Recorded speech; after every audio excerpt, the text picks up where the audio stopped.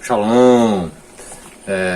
Perdoe a minha voz, que eu estou saindo de um resfriado e a gente fica com a voz alterada de fato, não é?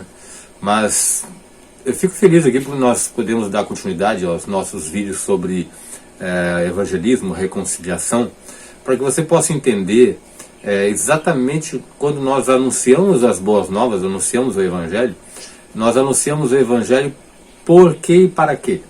E fundamentado em quê? O que é o Evangelho?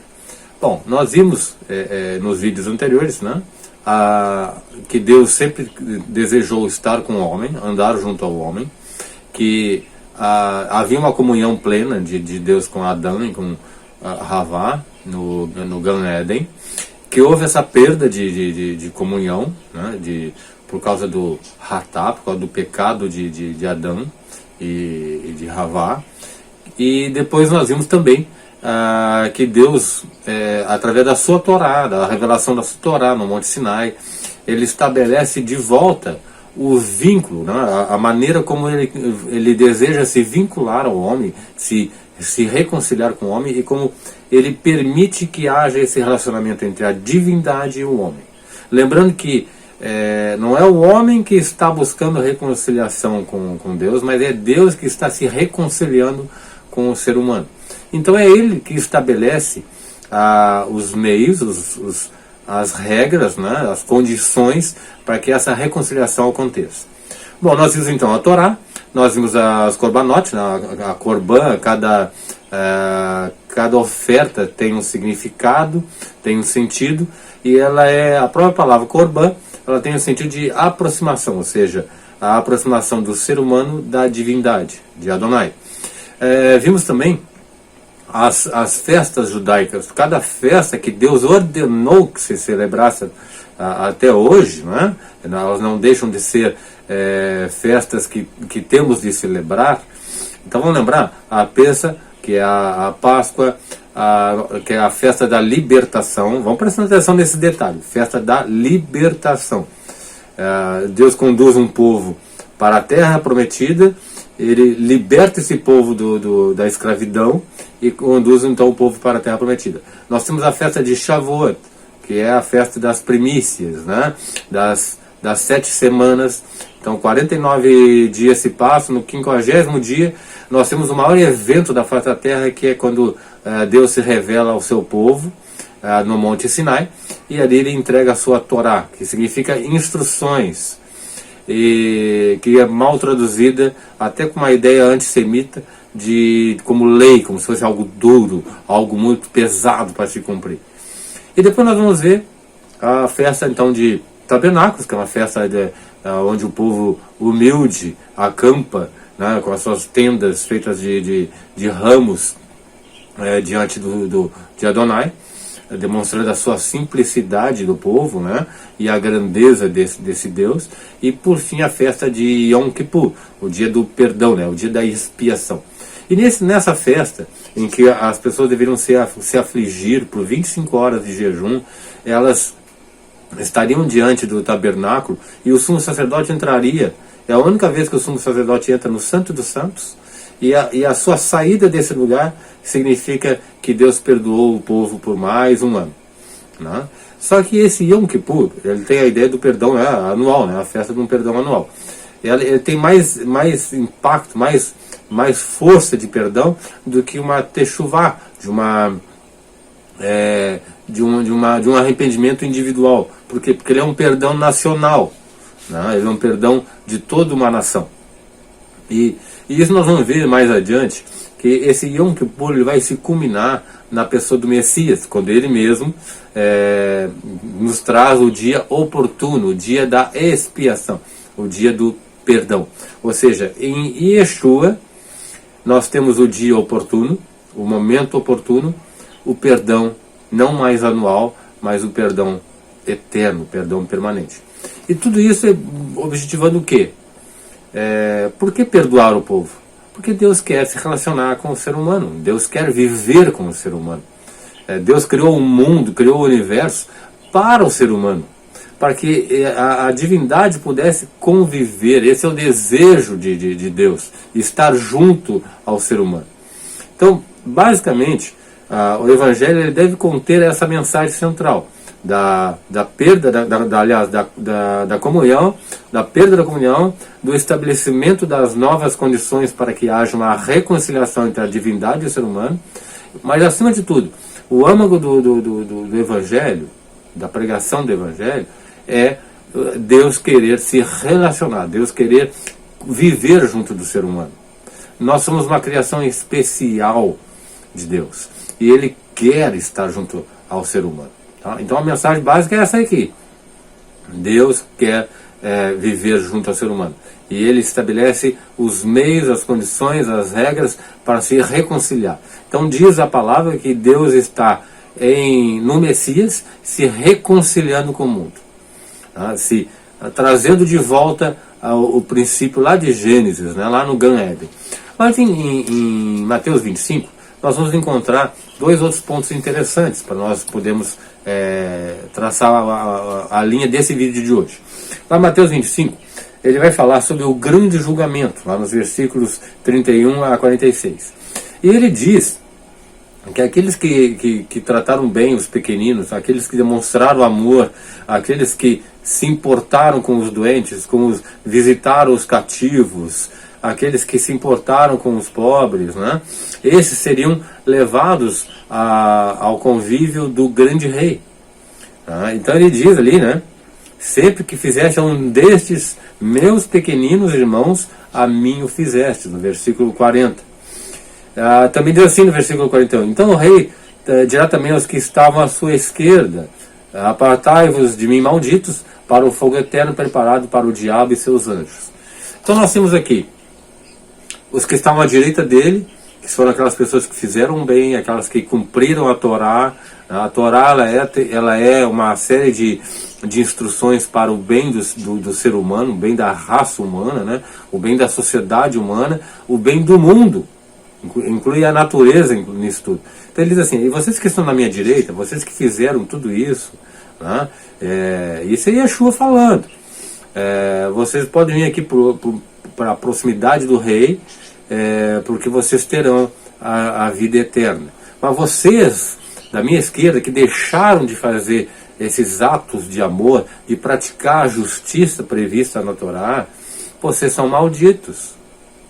Está lá no Monte Gerizim, no Monte Eval, quando a gente vê ali as bênçãos e a maldição, né?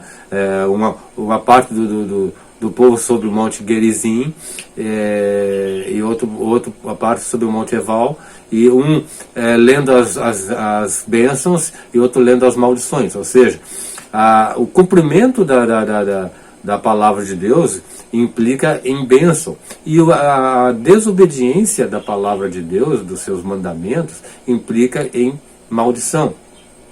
E aqui a gente vai ver o quê? A ideia é exatamente essa, né? É como se Yeshua estivesse dizendo, olha, na minha esquerda, Monte Eval, na minha direita, Monte Gerizim. O cumprimento dos atos de justiça serão recompensados com vida eterna. E a não obediência à minha palavra será dado um castigo eterno. Agora veja que ele diz o seguinte, apartai-vos de mim, malditos, para o fogo eterno preparado para o diabo e seus anjos.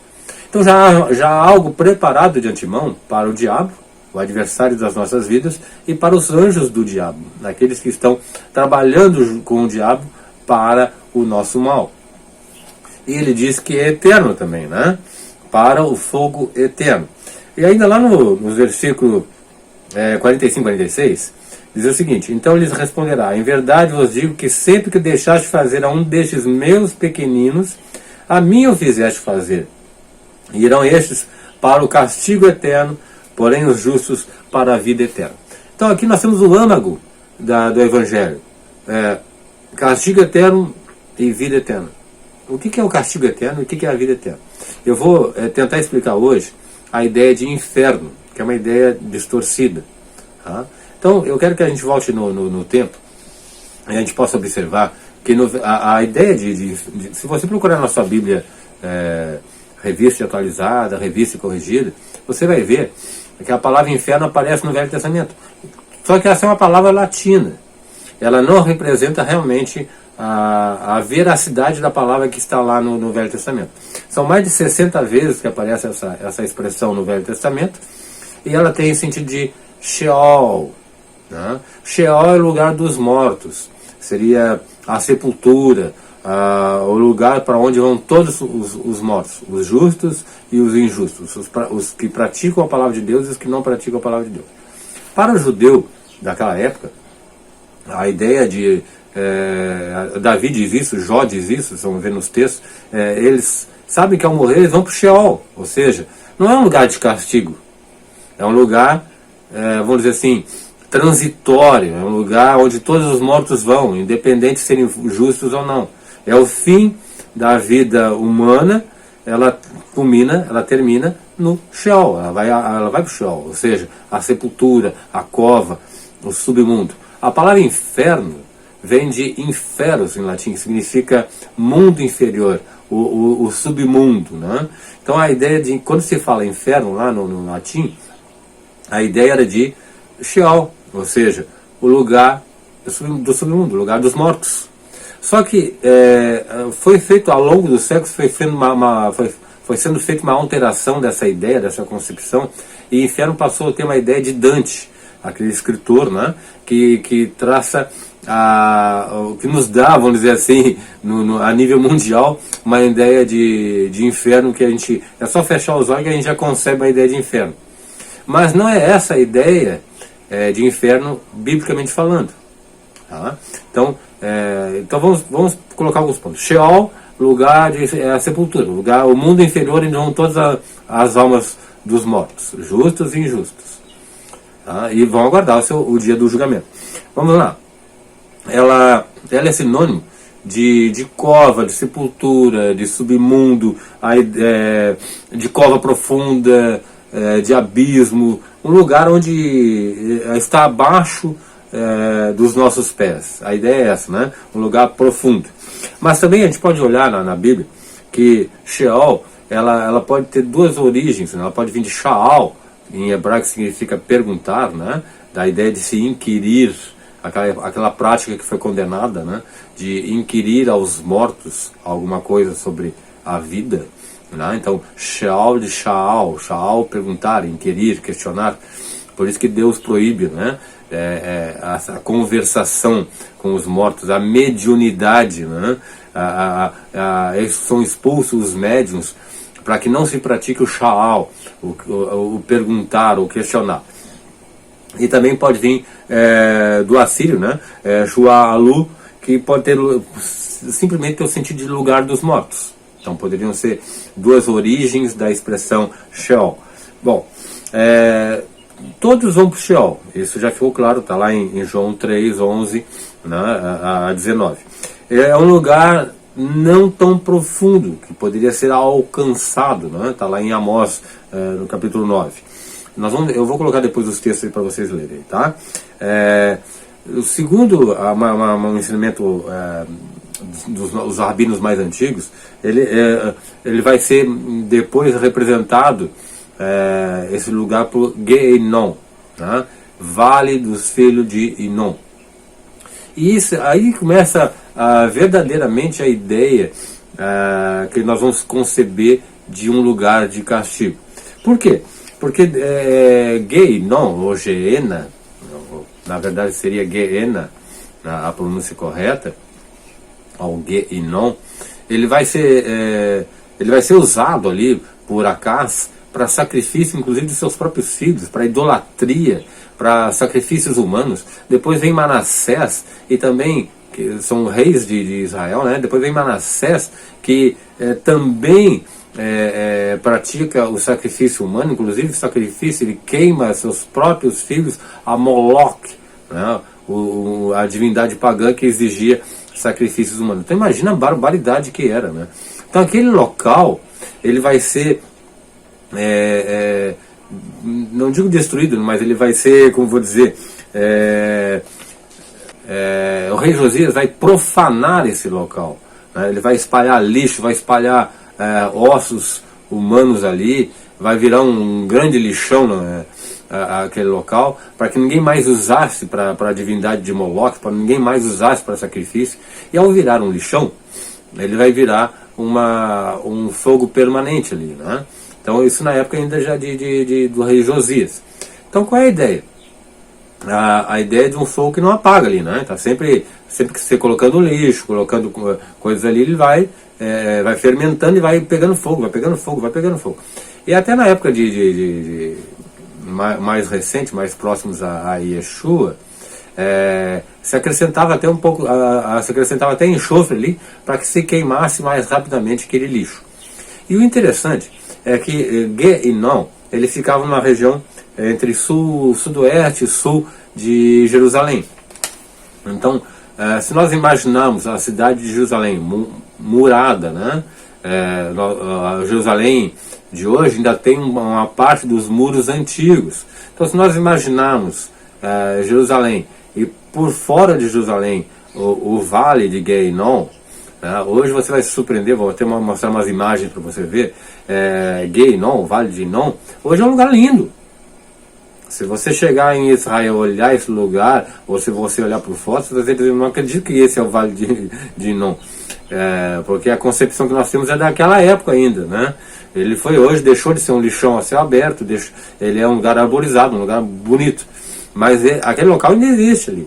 Mas o importante é que Yeshua está usando essa ideia, já concebendo aquela ideia, tanto da crença que existia na época, né, que é aterrorizante ver aquele lixão ali, e é interessante, porque onde ele fala assim, o verme não cessa de comer a carne ali, né, o fogo não apaga, o verme não cessa, e o bater de dentes ali. Por quê? Porque pegavam os corpos de criminosos que eram considerados indignos de ter uma sepultura, e eles eram lançados nesse lixão, nesse Ge e Non.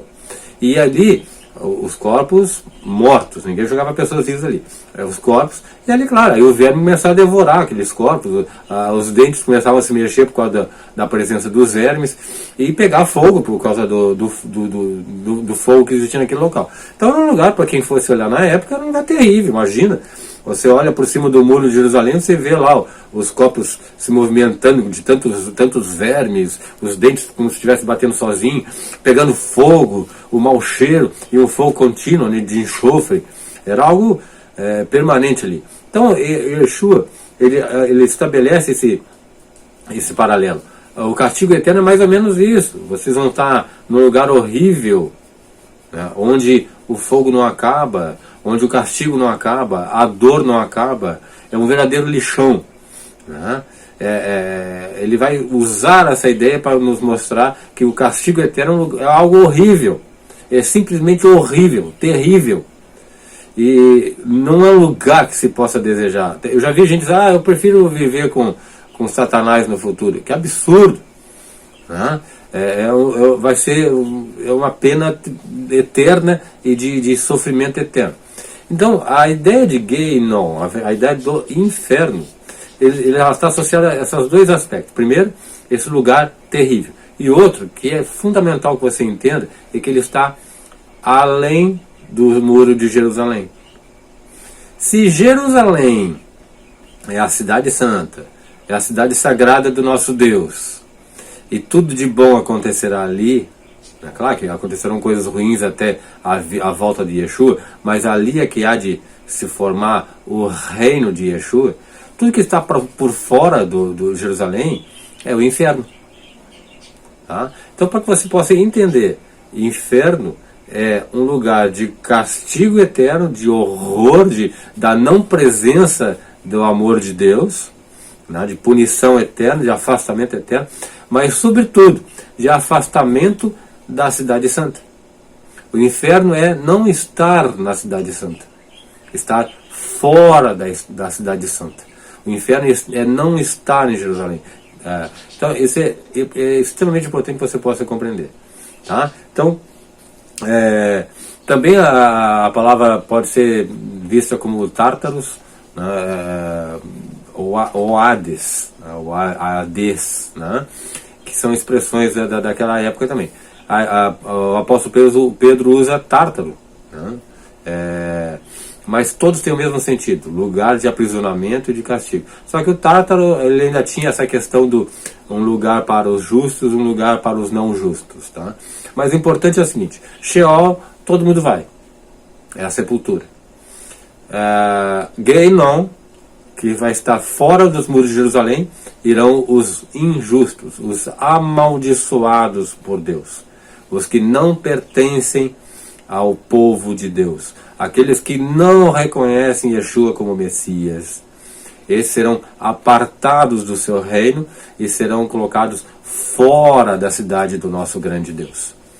E é um lugar de sofrimento eterno, com a sensação de queimar eternamente. E esse inferno está preparado para o diabo, seus anjos e todos aqueles que recusaram a salvação em Yeshua, o Messias. Que a gente possa ter essa visão.